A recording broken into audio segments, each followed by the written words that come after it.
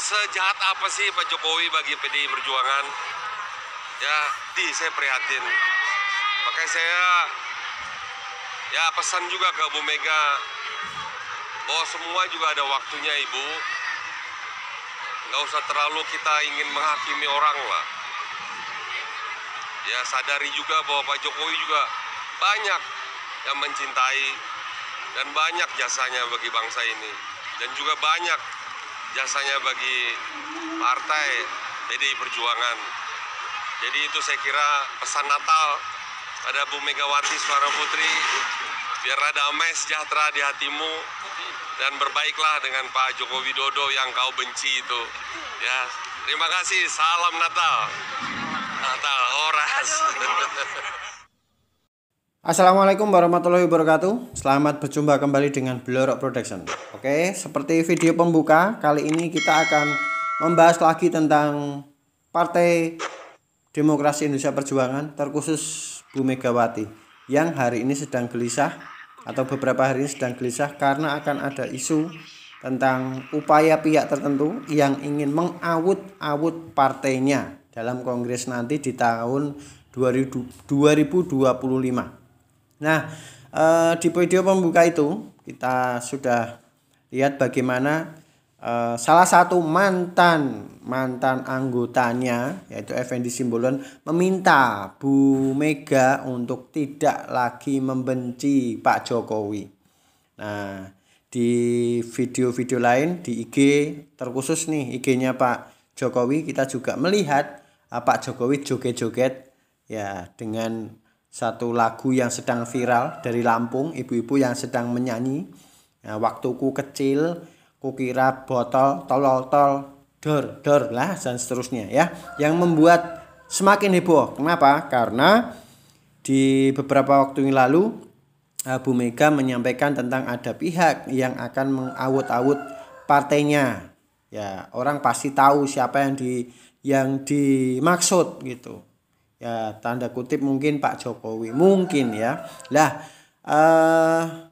belakangan ya, tidak hanya Pak Effendi Simbolon yang berani untuk melawan atau memberikan masukan kepada Bu Mega, tapi juga ada ex PDI yang lain yang ikut bersuara tentang bagaimana Bu Mega dan bagaimana kondisi di dalam Partai Demokrasi Indonesia Perjuangan itu sendiri. Nah, sebelumnya kita juga akan simak dulu video berikut ini. Ini katanya udah diminta oleh seluruh anggota partai secara aklamasi kalau ada nanti kongres, ibu mesti jadi lagi. Enak aja, emangnya gua nggak boleh pensiun? Aku bilang gitu.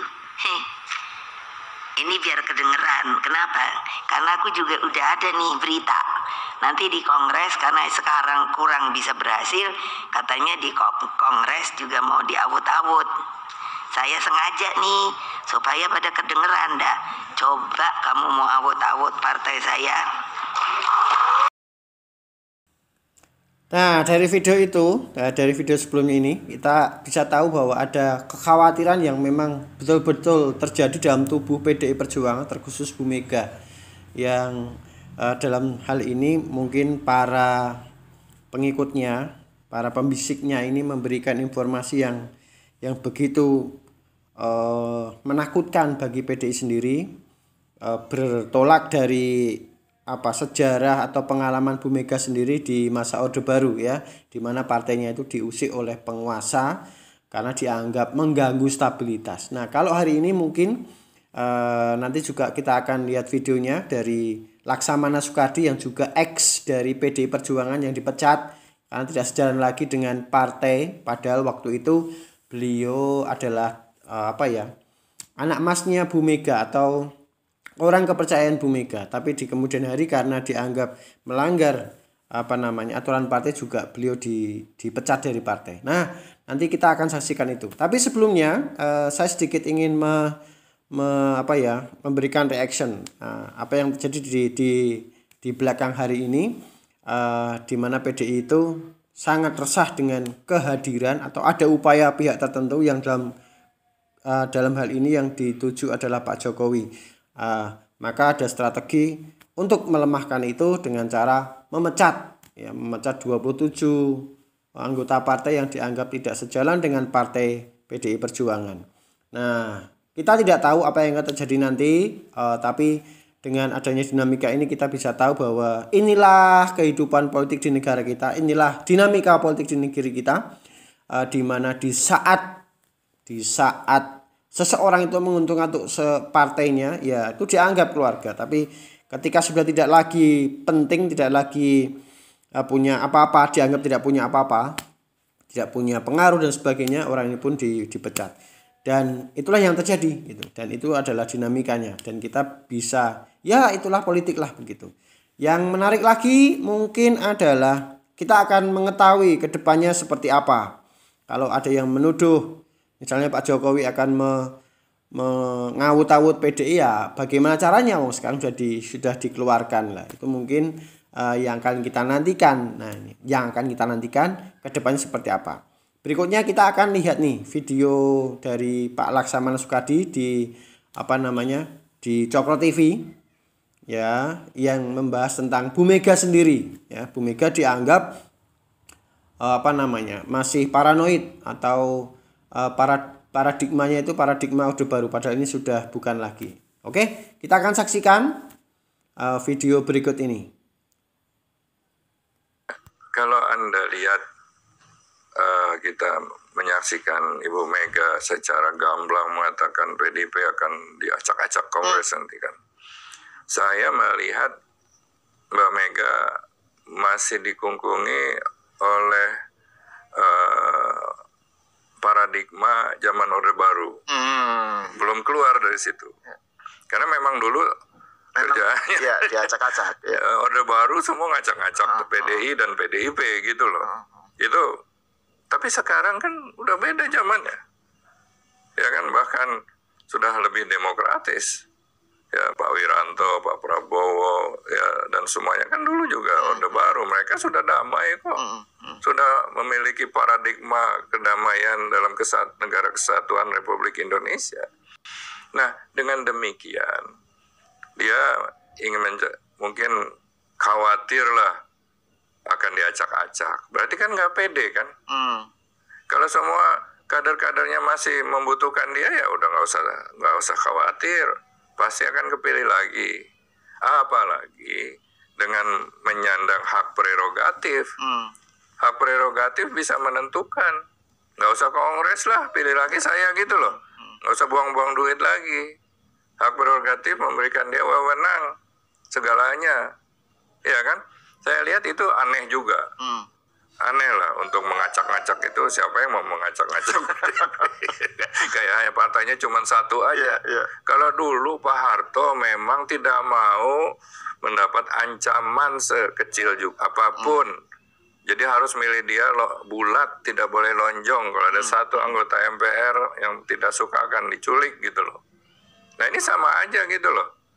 Hak prerogatif itu antitesa demokrasi, Mas. Nah, ke depannya kan partai banyak sekarang. Partai Golkar sekarang hanya beda 2 kursi dengan PDIP. Ya, lalu Gerindra sekarang incumbent, bosnya presiden. PDIP udah kalah. Ya kan, siapa yang mau masuk PDIP sekarang? Kalau mencari zona nyaman.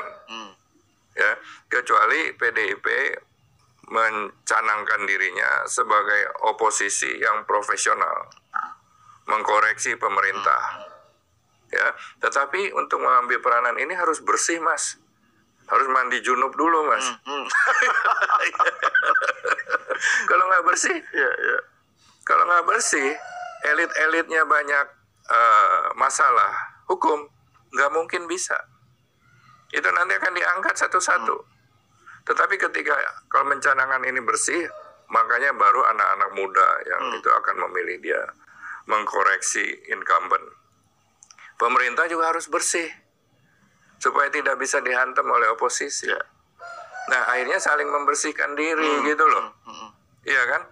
Kalau enggak, nanti pemilu yang akan datang tukar tempat ini.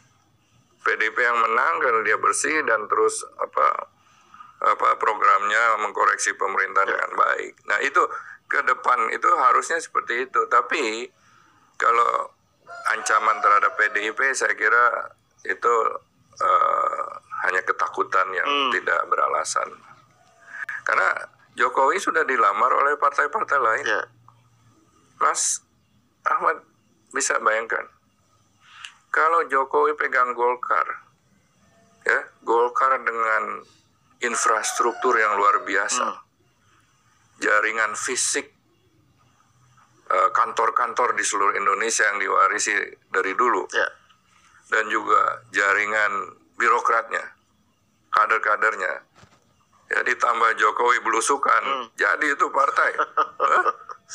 Demikian juga Gerindra, udah ada presiden, ada Jokowi, ya, apalagi ada juga partai lain. Partai lain kayak PAN malah 1000% kami menyiapkan karpet merah buat Jokowi. Mereka tahu, ini kan prestasinya lah, prestasi sejarahnya lah. Bukan, saya tidak mengagung-agungkan Jokowi. Kita lihat fakta sejarahnya lah, yang bisa 2 periode itu, dan sebetulnya menikmati kan PDIP juga. Sayang gitu loh. Kalau dia ikut mengikut sertakan Jokowi dalam mengambil sebuah keputusan nasional yang sangat strategis demi bangsa dan negara, ya PDI dengan Jokowi kan masih di pemerintah, masa malah menguasai presiden dan wakil presiden, ke depan masih bisa melakukan peranan yang luar biasa. Sekarang kan keluar, walaupun elit-elitnya tidak suka seperti Mbak Puan dan Pak Budi Gunawan udah ikut ke sana. Itu yang sangat ironis buat PDI. Kalau nggak salah. Nah, itu tadi videonya dari Laksamana Soekardi yang merupakan ex anggota partai PDI Perjuangan sekaligus pengurus DPP dan juga menteri yang dipercaya oleh Bu Mega untuk membantunya ketika menjadi presiden maupun saat Pak SBY ya. Jadi kita semakin tahu ternyata di belakang hari ini semakin banyak mantan kader yang berani bersuara untuk menggoyang posisinya Bu Mega atau kekuasaannya Bu Mega di partai PDI Perjuangan. Ya kita nggak tahu yang mana yang benar dan sebagainya, kita tinggal tonton saja. Kalaupun Bu Mega khawatir, itu adalah hak beliau, karena memang itu adalah partainya beliau dengan berdarah-darah seperti yang video di awal dia perjuangkan. Kalaupun nanti akan diambil oleh orang lain, ya tentu saja tidak akan ada keikhlasan di sana. Nah, sekali lagi kita akan lihat nanti seperti apa. Ini hanya reaction saja.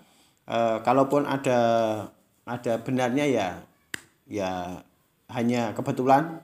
Tapi kalau banyak salahnya saya mohon maaf, karena ini hanya reaction saya sebagai warga biasa yang melihat dinamika di partai PDI Perjuangan. Terima kasih sudah menyaksikan dan sudah mampir di channel Blorok Production. Sampai ketemu pada reaction berikutnya. Assalamualaikum warahmatullahi wabarakatuh. Cus.